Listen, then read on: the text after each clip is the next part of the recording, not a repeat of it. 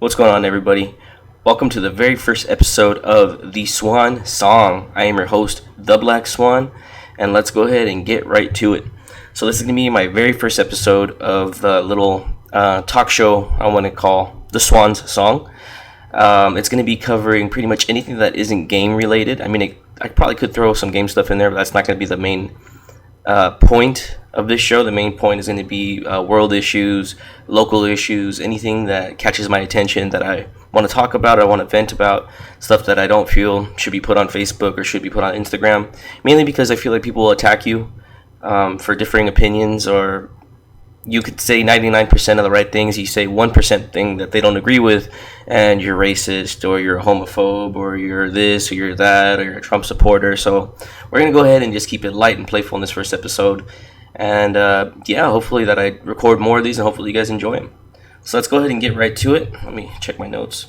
So the 4th of July was this past Saturday.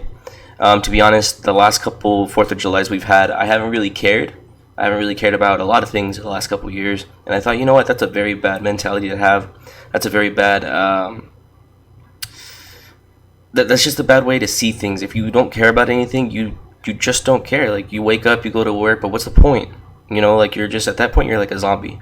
So I told myself I'm gonna start caring about things. I'm gonna start putting more effort into doing things. I'm gonna start trying to create more things that I want to create, instead of wondering why nothing's happening the way I want it to happen. Well, if I'm not, putting the steps forward to make that stuff happen, what are you doing? So the 4th of July this year, I went out, bought some fireworks. My little niece has been spending time with us.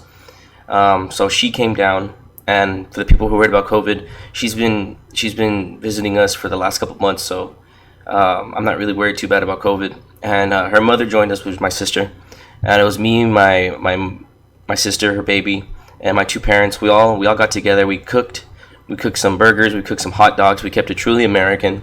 We had some beer, and then at the end of the night, we lit off some fireworks.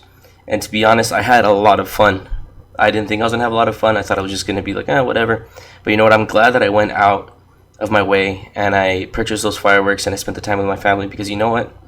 The way that the world is going right now, the way that everything is bleak and everybody's depressed, everybody's angry, I thought, you know what? Why not have one day where none of that stuff matters? And to be honest, this topic is going to tie into something that I want to talk about later.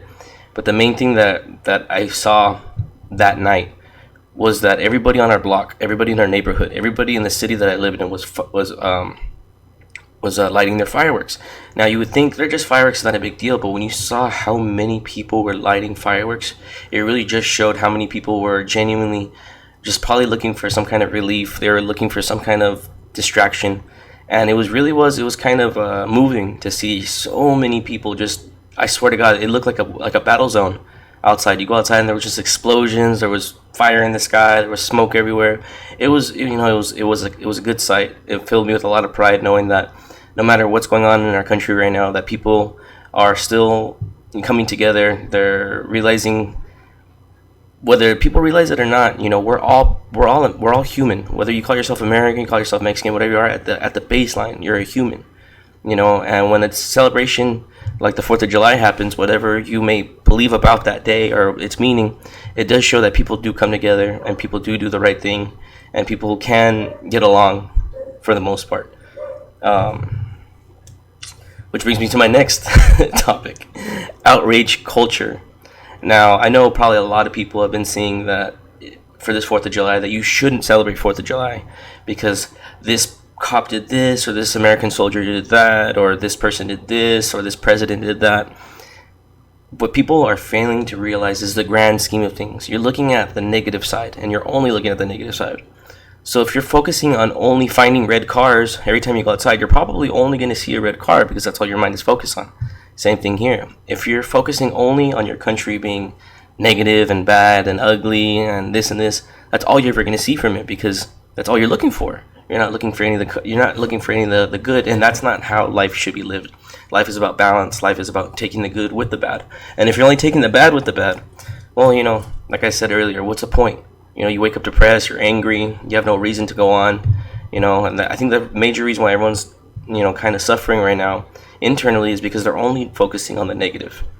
And the outrage culture that I'm talking about right now is that anybody that's putting people down for wanting to celebrate the 4th of July, but I'm gonna go ahead and just say it right now. In a couple of months, when Thanksgiving comes, people are gonna call you racist for wanting to celebrate Thanksgiving because of its historical past or whatever. And you know what? That's just at this point now, it's getting silly. You know, it's good to have a foundation of truth that you believe in. It's good to have morals. But when it gets down to it, when you're only focusing on everything being evil and every person that you come in contact with has to be the enemy if they don't agree with you, you know, that's not only is that not right, it's also idiotic. It's depressing. It's what you're doing is you're just sapping the little bit of good that's left in the world. You're taking that away from people. We'll use the 4th of July for instance. There was a lot of people on Facebook, on Instagram, that were just telling people that you're racist if you celebrate the 4th of July. This country sucks. Our president sucks. You have no reason to celebrate. Well, actually, I have a lot of reasons to celebrate. I was born in a good country for the most part. You know, what country doesn't have its negatives? Which president doesn't have their negatives? Which counties and cities don't have their negatives? But for the most part, America isn't that bad. Matter of fact, I'm able to record this video right now, and it's given to me by one of our rights, the right to free speech. In a lot of places, you can't go out there and record what your thoughts are. You can't go out there and record. You couldn't go out here and make a radio show unless it was approved by the government or approved by whatever warlord was in power. You know what I mean? Matter of fact, you couldn't go and post negative stuff about your president, and we can do that here. And people just don't. People don't see that. They see that as, I don't know why they don't see that as a great thing. They see it as, you know, you couldn't do that in China, you couldn't do that in Russia, but we can do it here. And a lot of people need to realize that you have it really good. If 99% of your problems are complaining on Facebook and about injustices on Facebook, then you got to realize your life is pretty privileged. You know what I mean? And that whole outrage culture thing, I mean, I think it's a lot of it has to do right now with people just not having any way to vent. You know, stores are closed, beaches are closed, vacationing is stopped. You know, you can't do anything really than go to the store to buy groceries and go home and go to work. It's for the people who are allowed to go to work. So right now I feel like a lot of that angst and a lot of that just unfun behavior is attributed to the fact that, you know, we are in lockdown. So, I feel like that outrage culture is something that's very prevalent in the younger generation, and I mean younger as in my generation and younger. Maybe even some of the boomers and some of the Generation Z's as well. But for the most part, I'm seeing it in my generation and the younger generation, where they're not happy with anything. They don't want to work for anything. They just want to complain, and they don't actually want to do anything about it. They want somebody else to fix it, but they don't ever want to give a way that it can be fixed. Meaning they want to call attention to the problem. But when you tell them, okay, so how can we fix this? They say, well, it's not my problem to fix. I'm not the one that created it. I'm not the one that created institutionalized racism, or America was founded on racism and blah blah. It's like, okay, well, how can we fix it? You know, and then they they never have an answer. And for me, it's kind of like, if you're gonna be outraged, okay, good, be outraged. But then what's the follow up? What do you do after? What's the solution? You know, that's something my dad taught me a long time ago. So, okay, you messed up, you fell off the horse. What are you gonna do? Are you getting back on? What's the solution? What's the next step? You know, you always have to be thinking steps ahead. You can't just be thinking in the now. And that kind of covers what I want to talk about, outrage culture, just because that 4th of July thing was really kind of getting on my nerves. I just saw so many people that were just alienating themselves, alienating people, drawing lines in the sand, getting people to fight amongst each other, when really 4th of July is actually a really beautiful holiday. Like, you think about it, we swore independence from a tyrannical government. You know, a lot of people, they don't understand that concept, and a lot of the rights we have now is so that tyrannical government doesn't come back. You know, and they want to say that our government is tyrannical. I used to think that the government is not an entity. The government is a conglomeration of different houses and different senates and different organizations. It's not just one giant thing that's alive. You know, it's a bunch of smaller little sections and categories that are filled with people like me and you. You know, everyday Americans, everyday people that they have to eat, they have to go to the store, they have to go home to their wife or to their husband or to their kids, they have to deal with debt. You know, and once you start breaking things down that way and start seeing, oh, okay, well, everything is a lot more connected than I thought it was. You know, you're going to start seeing a lot more human in people instead of making everybody out to be the enemy. Okay. Which also comes to my next post. Coming together. So how can people come together in a time like this when everybody's fighting, everybody's upset, everybody has their own opinion, which I believe everybody should have their opinion. Voice it, be strong with it, post it on your Instagram, post it on your Facebook. But remember, it's an opinion. Now, this is something very important that people don't understand. Opinion doesn't mean necessarily that it's the truth. I could say I love vanilla and vanilla is the best flavor. That's an opinion. Now, if I start telling people, if you don't believe that vanilla is the best flavor either, you're evil, you're racist, you're a Nazi. That is incredibly, incredibly dangerous when you start telling people these things. Because what you're not realizing is that where there might be an objective truth, where it doesn't matter if you go left, doesn't matter if you go right, the truth doesn't change. There's people out there that will say, my truth is the only truth. And if you don't agree or if you don't fit within this truth, you're wrong. And right now it's getting to the point where people are not allowing people to voice their opinion, which is bad. People are not allowing other people to even have a different opinion. That's even worse. If you're not going to let somebody talk it out loud, that's one thing. But when you're not allowing people to even have an opinion, that's I don't know, that goes down a very, very dark rabbit hole that a lot of people aren't ready to face. But in reality, when you have people like that are just going to go out of their way to punish people, go out of their way to make sure people can't work or provide for their family just because they have a different opinion, that is evil. That's deep-rooted evil. That's the darkness of the heart. That's daddy, mommy issues to the umpteenth degree, And I feel like right now, more than ever, is that instead of all this division that people are promoting, if you don't believe this, unfriend me. If you don't believe that, you're the enemy. If you don't believe this, blah, blah, blah. If you support this person, yes. You're not, all you're doing is drawing more lines in the sand, as if people needed to be any more divided. People are divided every day by their sports teams. People are divided every day by where they work. People are divided every day by their skin color or by their gender. So imagine all these other things that are just being thrown into the mix. Add that with political upheaval, political dealings that are going on right now. Throw in there the current pandemic that we're in right now, the Rona. And all you're really doing is you're allowing people to further segregate themselves, not come together. So all this good that people think that they're doing by social justice warring online, and I don't like to use that term because I feel like people just throw it around to insult one another. Their social justice reform and social justice warring is a good thing. No one likes to get bullied. Nobody likes to be made fun of. Nobody likes to be the marginalized person. I get that. I agree 100%. But when it gets to the point where you're just causing a problem just to cause a problem because you have nothing to fight about that day, that's where I have an issue. Again, going back to the 4th of July thing, you're just segregating people. You're keeping people separated from one another. Just because somebody wants to light fireworks off with their family on that day, still practicing social distancing, not being in a large group, but you want to call them an idiot because they want to spend time together. Well, what good are you doing in that situation? All you're doing is being a negative Nancy. And what I've noticed is those people that are calling out other people for just wanting to spend time with their family, they're probably doing the exact same thing and they feel better about it. They feel good about themselves. They feel entitled, or they feel whatever, that they can talk down to somebody else and they think they're better than somebody else. But in reality, we all do the same thing. I've noticed the older I get, the stuff that annoys me about people is stuff that I do personally. And the only reason why I get mad is because I'm recognizing that, oh, I do that. This person interrupting somebody talking, oh, I do that. Somebody being rude to somebody else, oh, I do that. So it's kind of like you kind of have to sit back and just put yourself in other people's shoes every once in a while. It's good to be grounded and rooted in truth, but you also have to put yourself in the other people's shoes.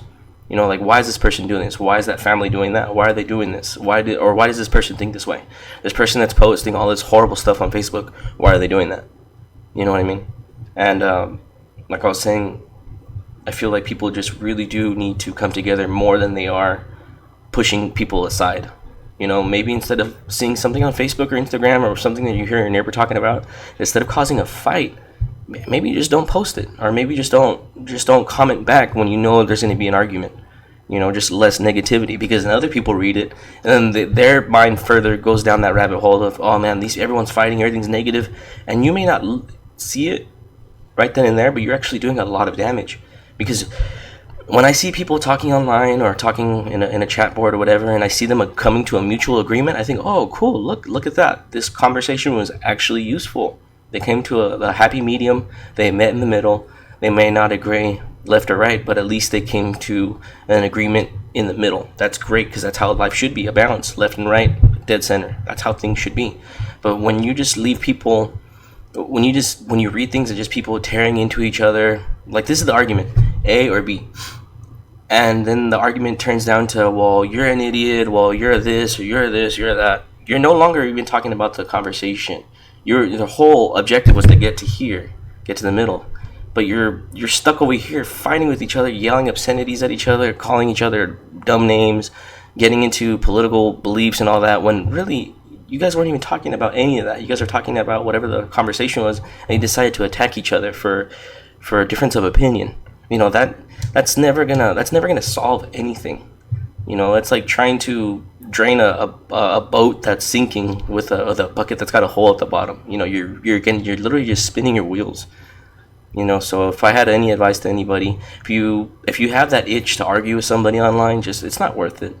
Like, do you ever get anything positive out of that, aside from being drained and wanting to just check your messages every 2 seconds to see if they replied? You know, like, you're not getting anything out of it. There's nothing positive coming out of it. It's not going to reflect good on you or the other person. It's not needed. You know, maybe every once in a while agree with the other person. Just agree with them. Yeah, you're right. You're right. So and so is so and so. Yeah, sure, you're right. And just watch the mood change. Watch that person who might have hated you or might have gone off on you, and just be like, oh, okay, well, look at that. This guy was a bigger person. Maybe I could try that next time. You know what I mean? So coming together, that was that topic. Why people should be coming together, which is important in this next segment, because I want to address racism. Now, I have been a victim of racism. Now, if you can see the color of my skin, I'm very light. I'm extremely light.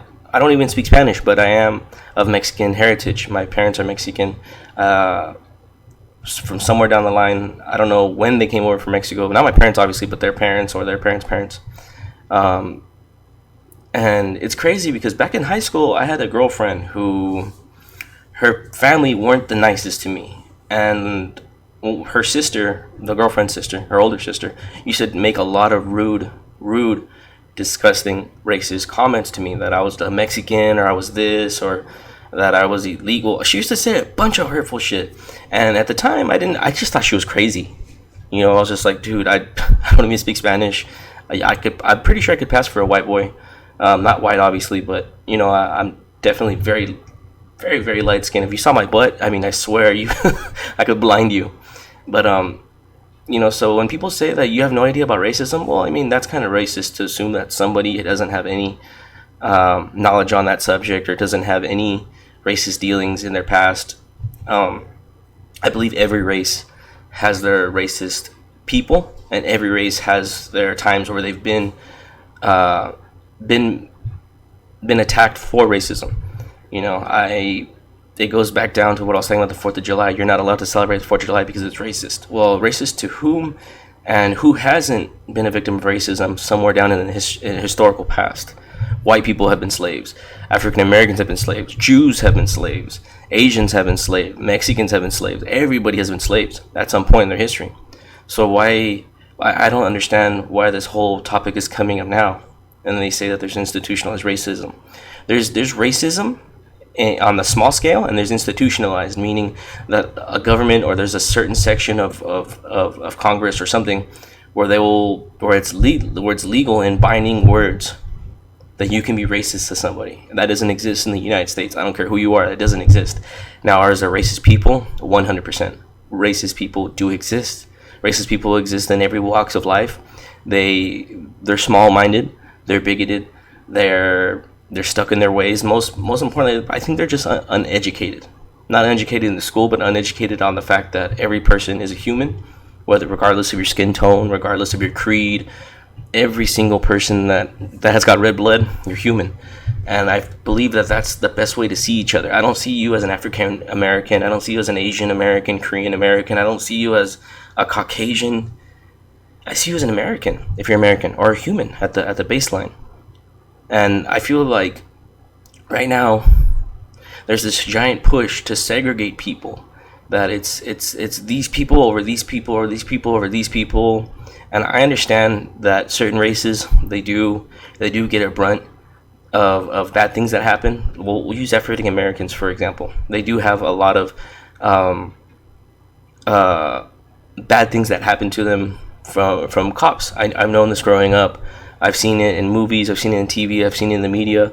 I do know it happens to everybody else too, but for some reason the media does like to focus on African Americans. I don't know if that's done intentionally or what the motives behind that is, but I do know that African Americans do suffer unjustly at the hands of police.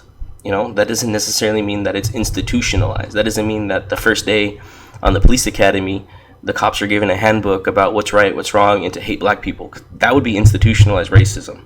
That what it comes down to is that there's certain cops, there's certain people, there's certain evil in people's hearts. I call it sin.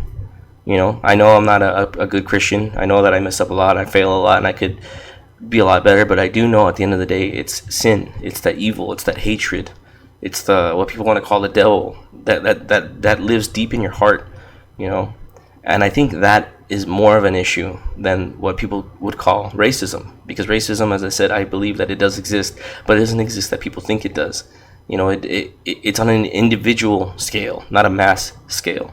For some reason, when you see it in the cops and whatever, I don't know what drives those bad people to want to be a cop. I don't know. Matter of fact, I know one guy personally who probably should never be a cop. I believe he's in a San Diego PD, and I remember talking to him back in high school. I remember graduating with him. I remember a couple instances where I was just thinking, man, this guy is not all there. And I remember him saying that he would love to pull people over for no reason, give people tickets, punch people with the camera wasn't looking. I remember thinking, oh man, this guy's never gonna be a cop. Like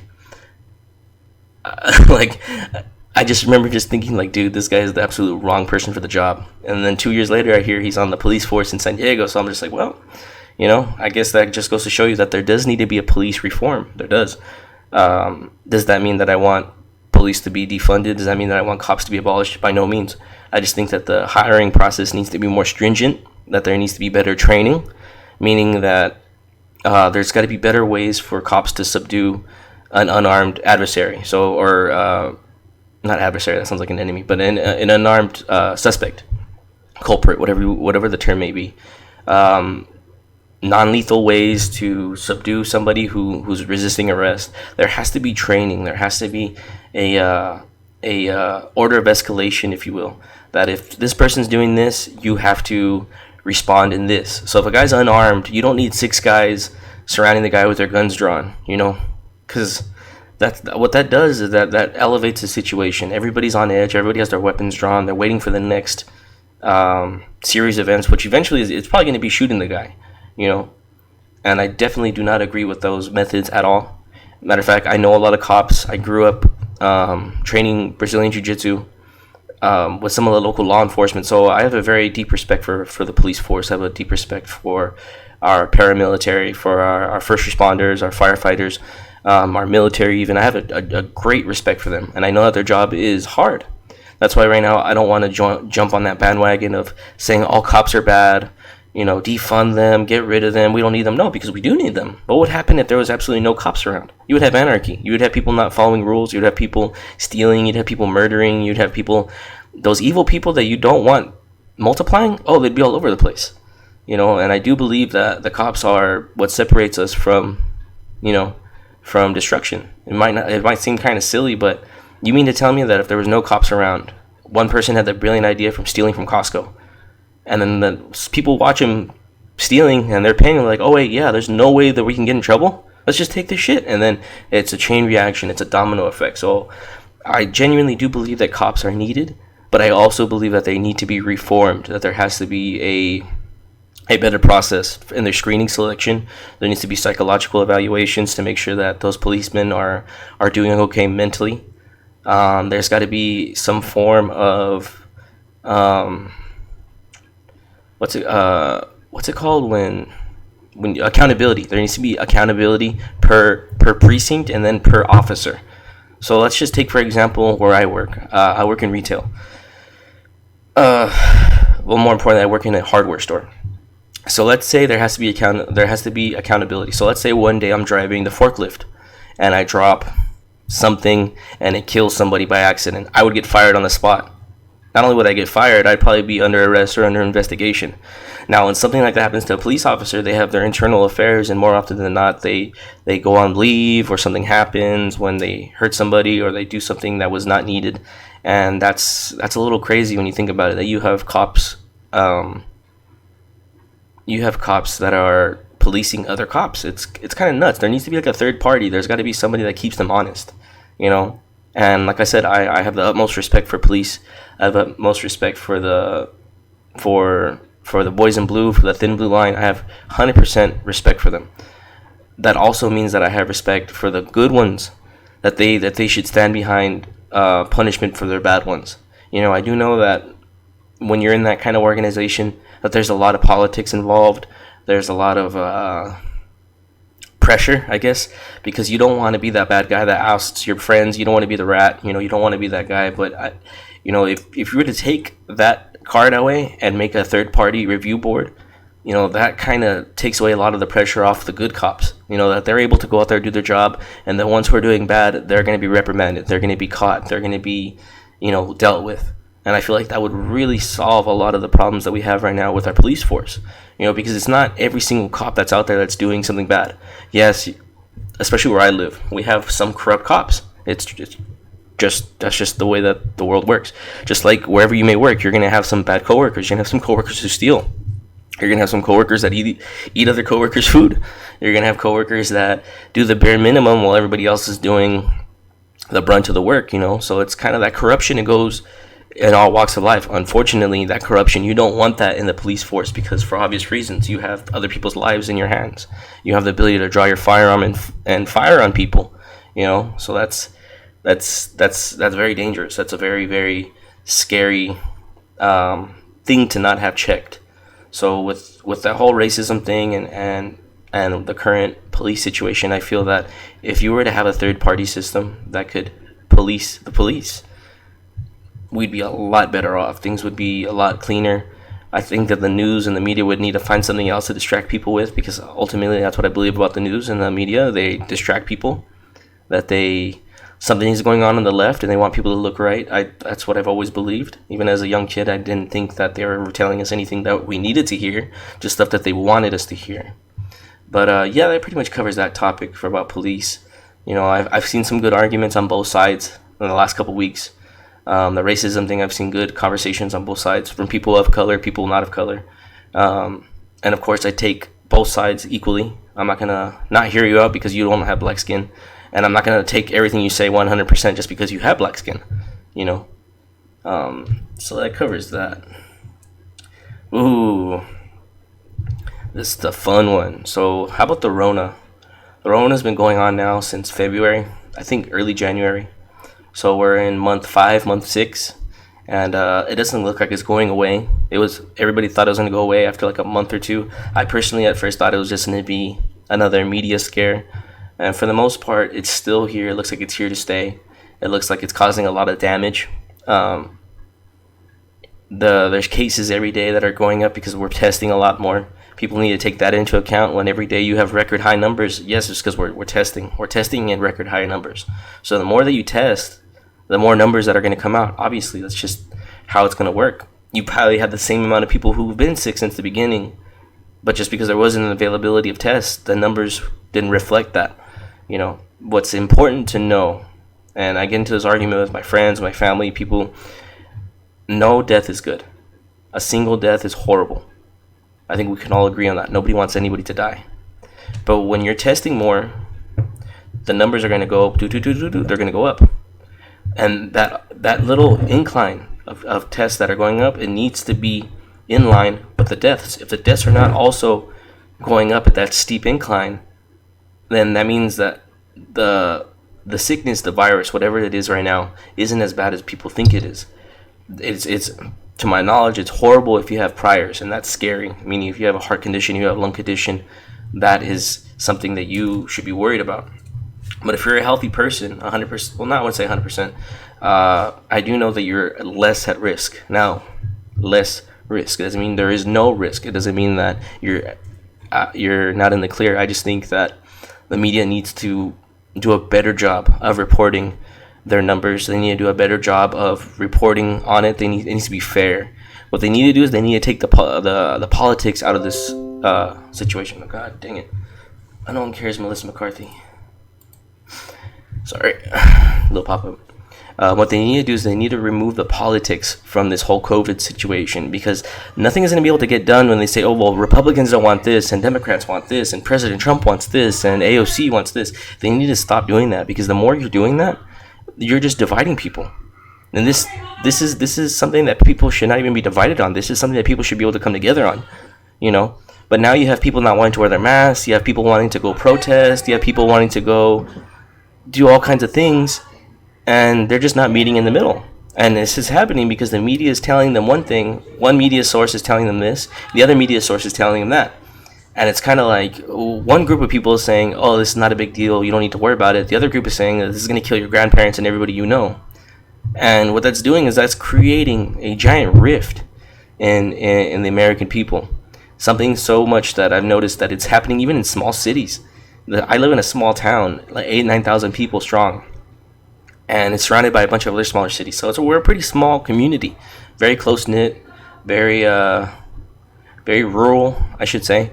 And I'm noticing you have those group of people that just don't want to wear their mask for whatever reason. And then you have those people that wear their mask alone in their car. So we have both spectrums. We have both sides of the spectrum in our location.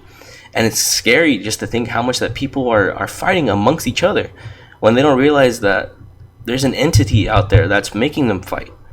And it's the news.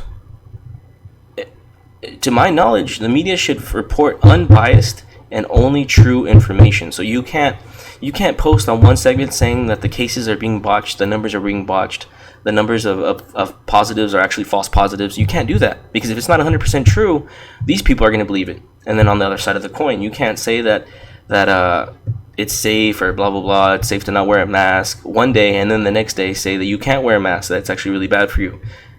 Because then these people are fighting with these people. It's very cutthroat, it's very back and forth, and it goes back to what I was talking about earlier about division and coming together. How are people supposed to come together when people are very tribal by nature? People want to belong to a team. People want to believe that their team is better than the other team. Especially in America, everything is team related. Everything is, oh, what's your sports team? Oh, I like the 49ers. Oh, well, forget your team sucks. I got the Dolphins. The Dolphins are going to whip your ass. So it gets very tribal. So when it gets down to COVID, you have the people that, oh, well, I'm on the red side. And everyone's like, well, fuck the red guys. We're the blue guys. Oh, well, fuck you guys. You guys are a bunch of pussies. You know, go wear your mask in your mom's basement. And the guys on the blue are saying, oh, well, go ahead and enjoy dying at a young age. You know, so it's, people are really, really just not coming together right now. Which is really sad, because they're not paying attention to what's going on in the world. They're not paying attention to what's going on to your own country. You know, businesses are shutting down. Family-owned businesses that have been in operation for 20 years, 30 years, 40 years are being shut down. You know, people are losing their livelihoods. People are losing their investments. People are losing everything that they've ever worked for in their life, because these two groups of people can't come together. People can't meet in the middle. You know, this goes back to what I was saying earlier. The division. That should be the name of this episode, division, because everybody wants to just fight amongst each other. Nobody wants to be in the middle. Everybody wants to fight over the littlest things. And imagine if you're going to fight over small little things about, like, let's say, what's the best cereal? I could put on Facebook right now, what's the best cereal between Frosted Flakes or Honey Nut Cheerios? You're going to have an argument on there. You're going to have people, it's going to go down to Trump. It's going to come down to politics. It always does. So people need to find a way to come together at the bare minimum for this epidemic, for this pandemic, because until we solve this, we can't solve anything else. We can't walk outside our house. We can't go to the store. I have a coworker, a friend of mine, whose mom is I believe she's having chemotherapy, and he has to be in quarantine for 14 days before he can see her. He doesn't even know, what's going to happen with his mother, and he can't see her because of COVID. Do you have any idea how heartbreaking that is? Do you have any idea how sad that is? And you have people over here fighting amongst each other over the dumbest stuff, and this guy can't see his mom. So I genuinely feel like people need to come together. They need to stop fighting over at the bare minimum. Like I said, bare minimum. Meet in the middle. Meet in the middle. It's not hard. I have something to say. You have something to say. You don't agree with me. I don't agree with you. Can we meet in the middle? Okay. Can we shake hands? Okay. Do I think you're right? No. Do you think I'm right? No. Can we meet in the middle? Sure. Neither of us win. That's fine with me. A draw doesn't mean you lost. If it has to come down to that simple way of thinking, meet in the middle, neither of us lose. I'd rather not lose then lose. And if you have to see it that way, see it that way. But right now, people got to do something. They got to get on board. They have to work together. That's the only way we're going to get over all this. I mean, especially for my little small town, we're having to close everything all over again. The numbers are spiking. We have a very, very huge population right next to us. We have the Mexico border, and they have a very high COVID number right now. So it doesn't look good on either side. It doesn't look good on our side. It doesn't look good on their side. And we have to work together with them because we have a lot of people that go there, and they have a lot of people that come here. So until we work together on some level, it doesn't look like things are going to get any better. And I hope that things change because I like to see the glass half full. I don't want to be a pessimist. I don't want to see the world is on fire. I want to say that the rest of the world isn't on fire. 99% of the world isn't on fire. It's just this little bit of brush fire that everybody likes to focus on, the negativity. And that's not how you should live. And we're going to go ahead and wrap this up with something positive. I know I've been all over the place in this first episode. It's my first time just talking by myself without playing a game, just looking at a screen. So it's been a little different, but something positive I want to take out of all this. At the beginning, I said that this past weekend we had the 4th of July, and I got to spend time with my family. We got to have a barbecue. I got to watch my little niece enjoy fireworks for the first time. She was cheering in her tiny little her tiny little pink plastic Barbie chair or lawn chair, whatever it was, and she was clapping, she was cheering whenever the fireworks would go off. Her face just lit up, and I'm very, very grateful that I got to spend time with my family, that I still have both my parents, that I have a good relationship with my family, which wasn't always the case on my part, because I was a stubborn ass when I was growing up, and I didn't want to see things for what they were. I wanted to be one of those negative Nancys. I wanted to be one of those outrage culture dudes. And I'm extremely grateful that I got a second chance to make amends, fix things with my family, and enjoy what I got to enjoy some very first memories from my niece, getting to see her enjoy herself. And I know there's a lot of other people out there that are getting to experience their first with their own kids. I have a lot of friends right now, a lot of people I went to school with who are having their kids for the first time. They're getting to enjoy the very first times for everything, their first walk, their first time going swimming, their first popsicle. And I'm grateful that everybody in this world right now, regardless of what the negative that's going on, regardless of what the news is telling them, regardless of the fires that are in their mind or the battles they're going through, that they're still able to wake up every day. And I'm hoping they get to enjoy at least one thing. You wake up and you have a roof over your head, you have food on your table, you're good. I know everybody has debt. I know everybody has internal struggles, whether it's mental, it's depression or it's a mental battle, whatever. But, I hope that every day everybody realizes that they should be grateful for at least one thing. I'm grateful that I'm in good health, that I have the knowledge how to put myself in a good mood, and knowing that when you're in a negative mind frame, when you're feeling down on yourself, when you're feeling upset, you're always just one step away from being happy. And the first thing starts by changing your mind. I know it sounds simple and it sounds dumb, and you're like, oh, so all I gotta do is just think that I'm happy, I'll be happy. No. But you have to make yourself happy. You have to do the right things to make yourself happy. If you're waking up every day late, you're not eating the right things, you're not doing the right things, you're not doing anything that makes you happy, start there. Do one thing a day that makes you happy. I decided to record today. Recording makes me happy. And that's how you put yourself in a good mood. You create a pattern of good things. You wake up happy. You do good things. You're grateful for something. You wake up and say, man, I'm grateful that I woke up today. Just say that. Be glad that you woke up today, because you never know. Be grateful that you have your family. Some people don't have their family. That should be something that should be, thought of daily. Be grateful every day that the Lord above you gave you another day. So with that, you guys, that's been the first episode of the Swans Song. Not the Swan Song, the Swans Song. Hope you guys enjoyed it. Maybe next episode we'll talk about something different. If you guys want a topic to be talked about, go ahead and drop a comment, drop a like.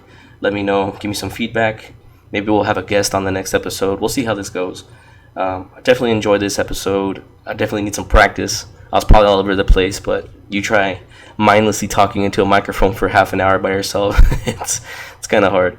But with that, you guys, I'm the Black Swan. Thank you guys for joining. It's been the Swans Song. Catch you guys next time.